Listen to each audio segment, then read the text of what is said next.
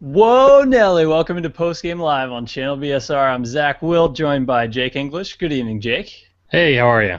I'm fantastic. There aren't too many of these shows that we do that. Can we call this a laugher? 8-3. The Orioles pull off a win. A laugher that we're doing a postgame show for. I will take any game that I don't pace through the last third of. So I will take this in stride.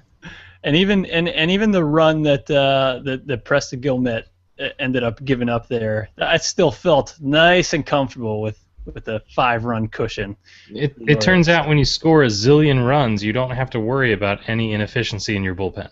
I kept seeing that stat. I think Rock tweeted it. It must have been in the PR game notes because I saw it everywhere. 4 is the magic number for the Orioles. They score 4 runs, and I don't know, they win 75% of their games or something. Not a huge surprise, but they got to 4, and I was feeling good. 8, I mean, it's tough to lose with 8. So 8, nice I'm surprised we didn't win 2 games. I saw that stat, and I actually started wondering, like, what team doesn't win that crazy amount of games when it scores 4 runs? Like, how odd for a team is this? Yeah, I love that. That's such a good one. Yeah, but so yeah, 2 wins. We'll count this as 2 wins then. But no, the Orioles are 29-27, an 8-3 win over Texas. Brian Mattis picking up the win there in relief, and yeah, if you're wondering, Brian Mattis, an inning and 2/3, 1 hit and 1 earned run. But hey, it doesn't matter. He still gets the win because that's how this goofy stat goes for some. Zach, he deserved the win as much as you did tonight. I feel like I deserved it more than Brian did tonight. I don't know what you're talking about. More so. So Brian Mattis gets the win despite just almost an out away from a quality start from Baldo Jimenez. We'll talk about what we saw from him. And the losing pitcher on the other side is Alexi Ogando. Falls as 2-3 in a third of an inning, 2 hits, 3 earned runs for Ogando. So there's your pitchers of record.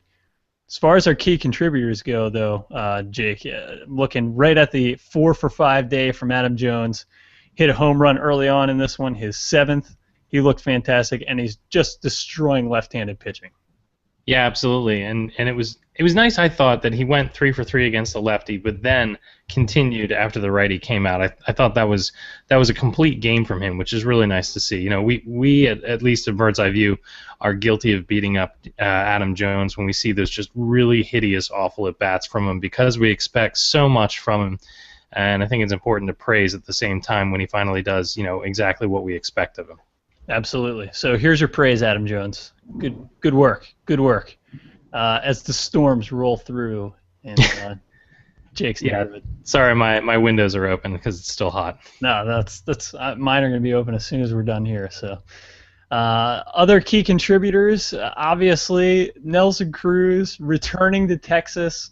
We posted the sign there from the disgruntled Rangers fan remembering the 2011 World Series, and how could you forget? I mean, I remember, and I had no rooting interest in that, but I remember it well. But he returns, hits his 21st home run, and a no-doubter. Locked in. Oh man, it's still going up. I think it was destroyed.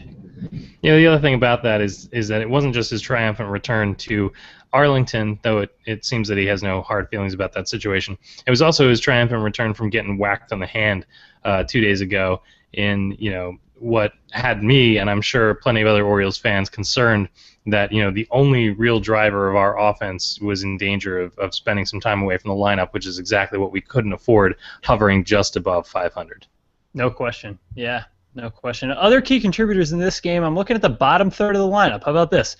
Delman Young, 2 for 5. Jonathan Scope, 2 for 4. And Caleb Joseph going 2 for 4. Nice night at the dish for Caleb Joseph tonight. Wait a minute, our Caleb Joseph? Yeah, the catcher here. The guy hitting under 100, right? That guy. And I don't know if he was locked in on the Norfolk Tides Twitter feed, but Steve Clevenger having himself quite a night down there in AAA. So maybe he is feeling the heat of a possible swap between him and Clevenger. It's unremarkable catcher night in the Orioles organization. Absolutely. Highlights and lowlights. We'll stay positive. What's your highlight from this one? My highlight was the Caleb Joseph double, and I was harping on him on Twitter right before he hit it, and he shut me up, and good for him.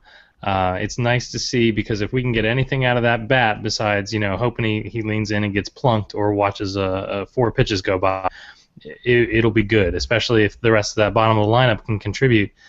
I, for one, would be pleased to see something besides an automatic out of Caleb Joseph. Yeah, that's definitely a good one. It's really encouraging to see, and a guy that I've been outspoken about rooting for on our podcast, and I'm hoping he locks down a spot and can continue to have some more nights like tonight. So very encouraging. I could go with the very obvious and go Nelson Cruz, but I feel like we have plenty of more post-game shows to do, so I'm going to save Nelson Cruz. Just stick that one in your back pocket, huh? I'm going to hold on to it, and I'll go with probably the second most obvious, and I'll say Adam Jones Knight. Hit a home run, a solo shot in the 4th. We mentioned 4 hits for him. He's hitting over 400 against left-handed pitching. Fantastic to see, and just it's important to get him going, and it was nice to see. Now hitting 294. And it's amazing. I know we criticize him for swinging at everything, but he's able to. At least 2 of those 4 hits tonight were on pitches outside of the strike zone. So not low and away. That's important to note. Not low and away, but pitches outside of the zone. It's also nice to see him get a return because, when things aren't going well for him, he's still the guy that's running out the grounder. He's still the guy that's, leading the clubhouse, and you don't really see a demeanor change from him between a bad night and a night like tonight. So it's good to see, coming out of Adam Jones. Yeah, no question. An 8-3 win, but low lights are a part of our show as well. What's your low light? My low light is Manny Machado succeeding in giving away outs. It's good to see his bat start to come around. I feel like he's a lot less lost at the plate than he has been. But in 2 key situations in this game, he was, trying to bunt for a hit. You got to think that that's on him and not the pitching staff. And I question the wisdom, especially because he's not executing. And if you're going to execute, then you shut me up. Case in point, Caleb Joseph. But I'm not sure that I love what I'm seeing from Manny Machado with his decisions on when to bunt and when not to. Yeah. I remember doing a post-game show I think a week ago talking about the decision to have Manny Machado, and I'm not a huge bunt supporter, especially for a guy that has hit as well as Machado has. Not necessarily this season, but in the past. I just feel like your likelihood of, even if your argument is bunting for a base hit, your likelihood of giving up an out there, those outs are just too precious, man. You get 27 of them, and for a guy that is as talented as Machado, that can be frustrating to see. So I'm with you there. My low light's going to be the winning pitcher of this game. How about that? Brian Mattis, the guy who got the win. He allowed his 3rd home run of the season, and 2 of those have come over his last 3 appearances. So that might be a little bit of a troubling trend, something to keep track of. Interesting to note, though, that they're not inherited runners. That is, yeah. Rock had a great stat, and if I had it in front of me, it'd be awesome. It's a ton. It's literally like since he became a reliever, a million out of 1,000,002 runners have been stranded or something crazy like that. It's interesting because he seems to be quite a fireman, and he can come in and put down a quelled insurrection there. But if you start him in a clean inning, he gets into some trouble sometimes, specifically lately. Yeah, he gives up the home run that ties the game. Fortunately, the Orioles' offense came surging back, but that'd be something to keep track of. And we know the splits with Mattis. That's part of the reason why, I kind of argued against him in the 9th inning. So I don't know. We'll have to keep a close eye on that one, I think. Offensively, I know you mentioned Manny Machado. I know you mentioned Nelson Cruz's hand. That's fantastic. What about Chris Davis? Neither one of us had him in the low lights, but it just is not. The timing is just not there. No, it's certainly not. And the other thing is that he's not connecting, but he's also not laying off. And there was a time this season when he wasn't seeing the ball well, and he wasn't swinging well, but he was watching pitches and he was taking walks. He was managing to keep his on-base percentage alive. And he's not even doing that right now. He's just having unproductive at-bats in bunches. He had that one game where he had 3 home runs and everybody declared, he's back, this is it. But that's not the case. So I don't know what the deal is with Chris Davis, but I would love to see him somewhat removed from the middle of that order right now, because he's not doing anybody a lick of good where he is.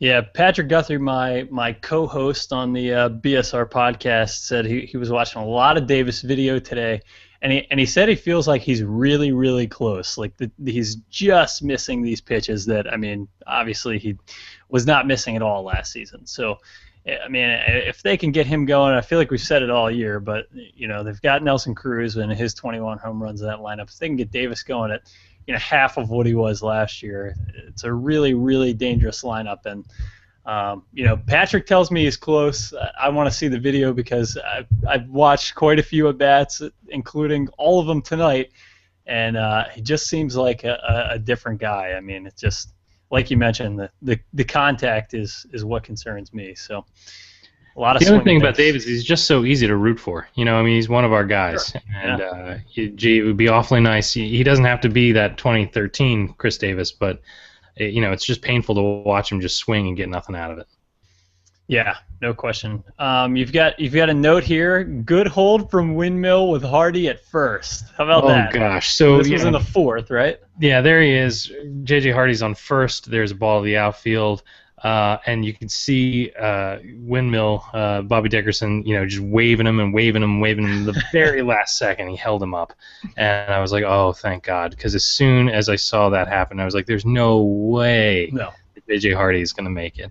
And I think you said that was in the fourth. I think that he ended up getting stranded there at third, did he not? He did, yep. That was Jonathan Scope with a double to right center. And, yeah, Hardy to third, and Joseph flew out to right to end that inning.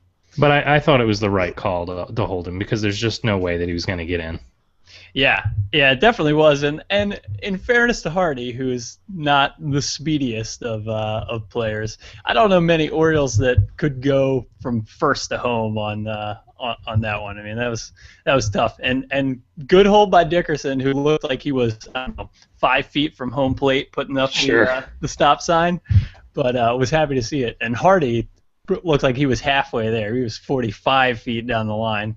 Well, yeah, I mean, he'd been given the go sign all the way through, you know, a good 30 feet after third base. Yeah. Good hold. Unfortunately, Orioles weren't able to capitalize on that inning. It was the same inning. Jones led off with a solo home run. And we mentioned Jones and his 4-hit night. His last one was on April 20th. Crushing left-handed pitching. Delman Young in this one, breaking the 1-1 tie in the sixth. He had some great numbers against Joe Saunders and came through. So good to see the bottom third of that lineup producing, and it started with Delman Young, I thought. Yeah, also nice to see Delman Young get off the side of the milk carton and into the lineup. Yeah, where's he been? I've been an advocate, and I know everybody on Twitter always throws up the I don't want to root for this guy because of the type of guy he is, and that's fair, but I would really like to see him utilized a little bit more than he has been. Hitting 280, 314, 366. I mean, it seems like every time he comes up, he's put together some pretty consistent numbers. He seems like the perfect guy to be in the National League, because it's a lot easier in the National League to have those bench guys that contribute an awful lot because of the number of substitutions that get made. Here in the American League, I don't think there's as much opportunity for a guy like that, and I think that's exactly what we're seeing with Delman Young. He's a guy without a position. He's a guy who's boxed out by, you know, other high-profile players like Cruz and Chris Davis for the DH spot. So, yeah, and he hasn't embarrassed himself at the plate. He hasn't disappeared, you know, because of lack of performance. There just isn't a whole lot of room for him. Before we move on to defense, I want to give you my stat of the night right here. Nelson Cruz on pace for 61 home runs and 159 RBI. So how's that 1 year, $8 million deal looking now? Pretty good. Pretty good, I'd say. Yeah. Love that. I saw a tweet. I forget who it was, but it was somebody who had just taken a picture of the Brinks truck and said that, you know, it was on its way to his house right now. It may have been Orioles Uncensored, but that's exactly right. You know, the only reason he's with the Orioles is because his agent misplayed the offseason, and boy, he's raking it. He's going to get paid something fierce next offseason. So I know we're post-game show format, but I'm curious to get your take on what the future holds for Nelson Cruz. He had the press conference before the game, returning to Texas. It's a really big deal. I thought the reception, with the exception of the fan with the sign and the missed fly ball and all that stuff, David Freese, whatever. I thought it was a pretty nice reception for him coming back to Texas. But he said in the press conference he'd be open to coming back to Baltimore. I think somebody's going to spend huge on Nelson Cruz this offseason. I don't necessarily know that's going to be the Orioles, sadly. What's your take on all that? Well, first of all, I can't get over the amount of attention that his comment that he could see himself coming back to Baltimore garnered. Because what is he supposed to say? Right. Is he going to say anything else? Is he going to say, well, not really. I'm not feeling the Baltimore thing. Thanks, but no thanks. In the middle of the season, come on. It's a pointless statement. We play one game at a time. We give it 110%. It's something you say because you have to. Right. Secondly, I think that he's going to make some ball club very happy next year when he signs for a ridiculous amount of money, and I don't think it'll be the Orioles. It'll either be a big market team or it'll be a team like, say, Seattle, who spent a lot of money this year to try to become relevant, and I can see him being a cornerstone of one of those movements. But with all the players that the Orioles have to pay, they have to make the decision in shortstop, they have to make a decision in right field, they have to eventually pay their catcher or first baseman or their replacements. They have to try to woo somebody to pitch for this team. There's just too much. There's too much money that needs to get spent, and Nelson Cruz is going to make $1 zillion based on his performance this year. The money's just not there for us. Well, now that you've depressed me with the reality of what's going to happen this offseason, how about we talk about the defense tonight? Woohoo! Elvis Andrus, we see quite a few highlight reel plays from Elvis Andrus, but not necessarily tonight. No, and I felt like there were a couple hard luck plays for him. He's a great infielder, but he just was involved in a lot of bad luck plays tonight where maybe he should have put the ball in his pocket because he didn't have a play, but he's so used to kind of what we see with Manny Machado. He's so confident with his skills that he tried to do too much with him, but he was involved in a lot of plays tonight that helped the Orioles with some poor decision making on his part. From the Orioles defensively, Chris Davis flashing some leather this evening. Boy, he laid out like he flopped like a dead fish at first base, but it was a good looking play, and you could see him grimacing afterward. I was a little worried because he was prancing around and adjusting and giving the grimace, but that was a great play at first base, and it's nice to see because he was not a defensive liability, but he was a serious question mark coming into 2013 if he was going to hold up as an everyday first baseman, and that's something he puts a lot of work into and takes a lot of pride in. So it's nice to see a play like that. He'll never be a Gold Glove candidate, but he's a very competent first baseman. Early on in this one, we got to experience Nelson Cruz in left field, and the sun was shining. He made that. Look, I play slow pitch softball. I know the first step is always back, right? He took that step in and recovered, making the catch, but we got a little bit of a scare there early on out in left field. It's the Nelson Cruz left field experience, and I know you're a Disney guy, but if you know any more exhilarating ride than that, I don't know what it is. Yeah, Space Mountain's just not cutting it. You're right. Yeah. He's not an awful defender, but he's not a good defender either. Right. And I think he's working real hard this season to showcase to the team that's going to spend all that money on him that he can not only hit but also play the outfield. And I'm not sure who he's convincing or who he thinks he's convincing, but sometimes it's hard to watch. We've very quickly glanced over Ubaldo Jimenez's start in this one. I think it can really be summarized in his first inning, which was 9 pitches with a walk. He managed to walk a guy and throw 9 pitches in this game, which is pretty amazing and pretty incredible. But 5 2/3, 4 hits, 1 earned run. He had the 4 walks, 5 Ks. Took him 101 pitches to get through 5 2/3. But I was pretty encouraged by what I saw from Jimenez tonight. What did you think, Jake? Yeah, I thought he was in control in this game, and not so much control in the strike zone because sometimes he does struggle with that, and he did give up a walk or two. But I felt like when things got tight, he just had that little extra something to go back to close down the inning. Instead of dancing out of trouble by the seat of his pants and through some magic and smoke and mirrors, it really seemed like he was able just to bear down and close out innings. And so I did think it was a good start from him. He had the strikeout pitch working when he needed it. If we got into a situation where it was runners in scoring position and 1 out, it seemed like he got the big out, the big unproductive out, and then could systematically work his way through the rest of the inning. It was a really good start from him. I would have liked to see him go that 1 additional out, but I think Buck pulled him because he wanted to have him not only leave with a chance to win, but also have a chance to feel good about the game. Right. Yeah. Yeah, I was encouraged by it. We mentioned Brian Mattis, winning pitcher Brian Mattis, and his earned run over an inning and 2/3. Darren O'Day and his 0.79 ERA came in and threw 2/3 of an inning, allowing 1 hit, no earned runs. But Preston Guillemette, who came in and gave up an earned run here in an inning pitch, he's now been scored upon in his last 3 appearances.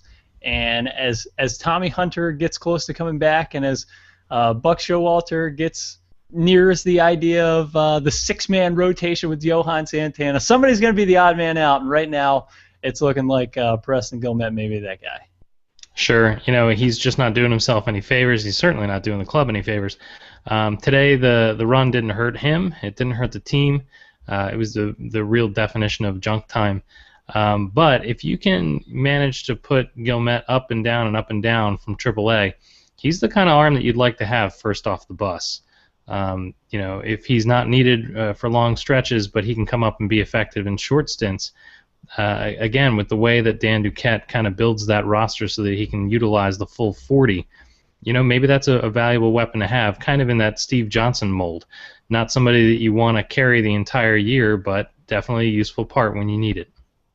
No question. Last thing I want to hit on here as far as pitching goes is our old pal Joe Saunders, 6 innings, 10 hits, 2 earned runs, and my big takeaway is it's the 60 years of Orioles baseball. So in addition to coming back with our This Is Birdland territories from all over regions that root for different teams, we're seeing awesome highlights from throughout Orioles history, and of course, today we saw the wild card play-in game. Joe Saunders pitching in that one. Pretty good to see the old friend out there, and seeing Buck Showalter get showered in champagne. So an awesome memory, and hopefully we'll get back to that. I know you're on the radio and on TV, so I don't know if you got a chance to see that highlight when it was on Masson, but no, I missed that. But that's something that's kind of etched in our brain. That's right.